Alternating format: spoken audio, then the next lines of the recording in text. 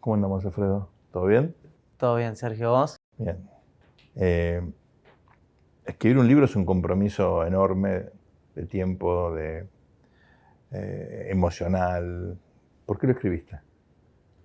Mirá, varias razones. Te diría que la principal es porque me interesa elevar el debate de la discusión de la política económica en nuestro país. Creo que falta mucho de eso. Se habla poco, digamos, de programas económicos y pensados sobre todo con políticas de Estado. En segundo lugar, porque me parece que la debacle lo amerita. Cuando uno analiza Argentina los últimos años, las últimas décadas, estamos cada vez peor, todos los índices lo indican, después si querés ahondamos, pero la realidad es que estamos cada vez peor, entonces, ¿por qué no proponer algo distinto, algo que nunca probamos en nuestra historia, como es la dolarización de la economía? Y después pues me quiero quedar a vivir en la Argentina.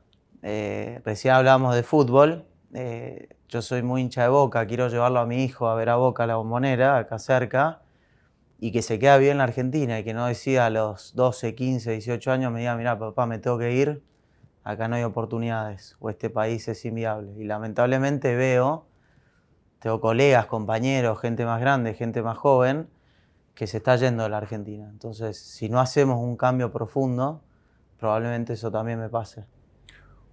¿Cuándo empezaste a pensar en el libro? ¿Cuál fue el proceso de desarrollo de la idea original a un libro que obviamente tiene diferentes capítulos? ¿Cómo fue toda esa...? Es una experiencia, obviamente, donde vos cambiás a medida que escribís el libro también cambia respecto de la idea original. Contame un poco cómo fue todo eso. Sí, fue muy interesante porque la realidad que dolarizar es un tema complejo, ¿no? Un tabú en la Argentina. Se habla poco, ahora por suerte se habla más con nuestro libro y esperemos que siga sucediendo, pero la realidad es que uno lo primero que pensaba, dolarizar, convertibilidad, etc. Y cuando estuve estudiando en el exterior, tuve varios compañeros de Ecuador que vivían en la dolarización. La Argentina no le encontraba la vuelta. Yo justo estoy en el exterior en 2017-2018. Argentina 2018 es nuevamente un caos económico, con corridas, con devaluación de nuestra moneda, con la inflación, el tipo de cambio. Y ahí empecé a estudiarlo fuertemente, porque también en este programa, en esta maestría, lamentablemente utilizaban a nuestro país como un ejemplo de todos los programas económicos fallidos de la historia, ¿no? Y cómo distintas economías emergentes habían utilizado algunos mecanismos similares a los nuestros y habían fallado. Entonces, a partir de eso, a partir de mucho diálogo con algunos profesores muy valiosos de mi maestría, Guillermo Calvo, Augusto de la Torre, etc., empecé a ahondar en el tema, a estudiarlo en profundidad y ver que realmente es una oportunidad que Argentina tiene y es un camino que deberíamos estudiar, ¿no? No es el único, pero es un camino que deberíamos estudiar. ¿Y por qué te parece que dolarizar la economía sería efectivamente una solución para los problemas que estás planteando? Algunos que son históricos, otros que se agravaron más recientemente. ¿Cuál sería el elemento diferenciador de la dolarización respecto de otras opciones? Mirá, te voy a dar algunas estadísticas, por ahora sí creo que vale la pena. En 1935 se constituyó nuestro Banco Central. Desde ahí tendrán que haber pasado únicamente 15 presidentes de Banco Central, pasaron más de 62. O sea, independencia monetaria nunca tuvimos. La economía argentina, sacando la etapa de la convertibilidad, solo en 8 años, desde 1935, tuvo inflación de un dígito. Cuando uno analiza nuestra moneda, el peso, en el año 2002, 100 pesos, a la fecha, el dólar resguardó el 66% de su valor, el plazo fijo un 40% de su valor, y esos 100 pesos del 2002 hoy son 1,20 en términos reales. Esto de los últimos 20 años, si nos vamos para atrás es aún peor. Cuando vemos el tema fiscal en 119 años que estamos cumpliendo ahora, solo tuvimos 8 años de superávit fiscal. Tenemos 111 años de déficit, que no podemos manejarlo, no tenemos disciplina, no tenemos control. Cuando uno analiza las exportaciones, que es algo valiosísimo para que la economía argentina se pueda desarrollar, desde el pico del 2011 de 83.000 millones de dólares que exportamos, hemos ido únicamente en caída, y cuando uno analiza encima la calidad de lo que exportamos, es cada vez más limitado y estamos cada vez más expuestos al valor de las commodities, cuando deberíamos ser una potencia mundial exportadora. Y cuando uno analiza la inversión extranjera directa, Argentina representaba el 0,90% de la inversión extranjera directa del mundo. Hoy representamos el 0,19%. O sea, nos caímos del mapa.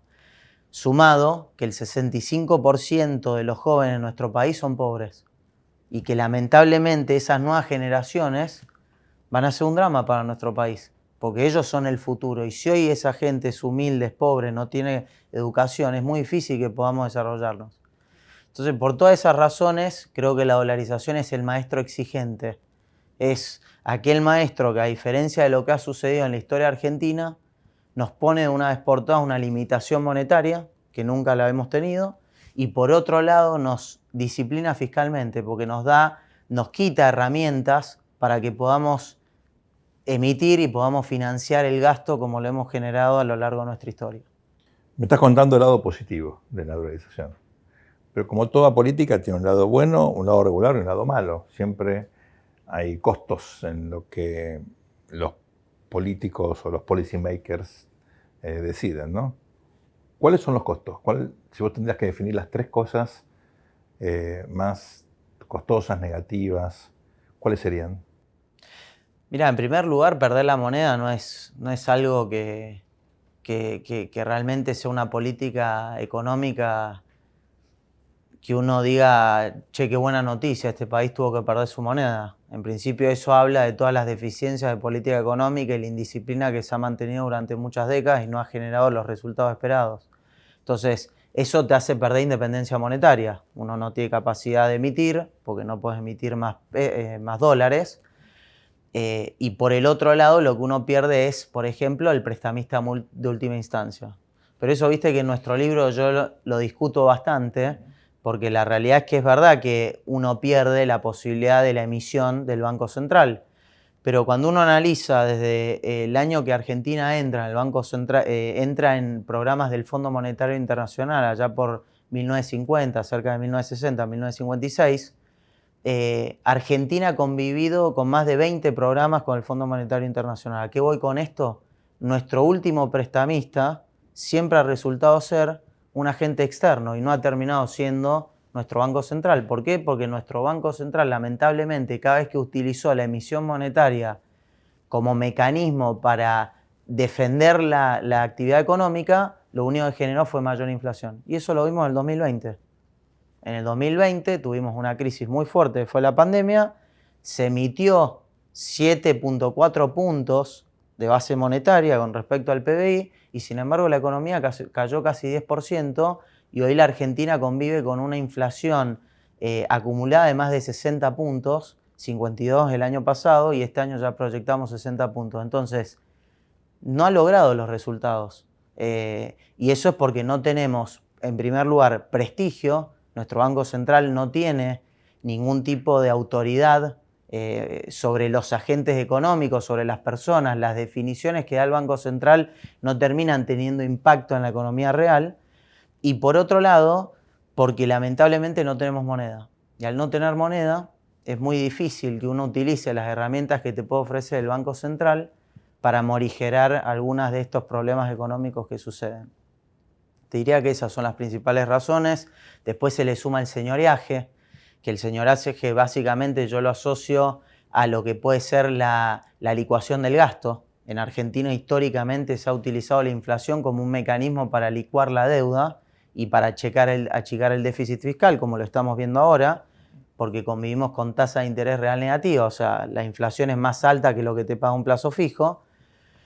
Y eso, lógicamente, es un mecanismo que tiene la política económica para financiar el gasto fiscal. Bueno, eso es otro mecanismo que la dolarización te la elimina, porque la inflación desaparece en la economía, con lo cual no se puede, digamos, licuar más el gasto fiscal.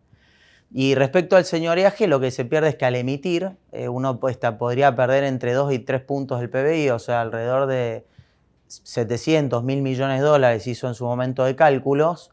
por emitir la moneda. O sea, el Banco Central, cuando emite, tiene la capacidad de generar una ganancia que se le llama señoraje. Bueno, en este caso se estaría perdiendo también.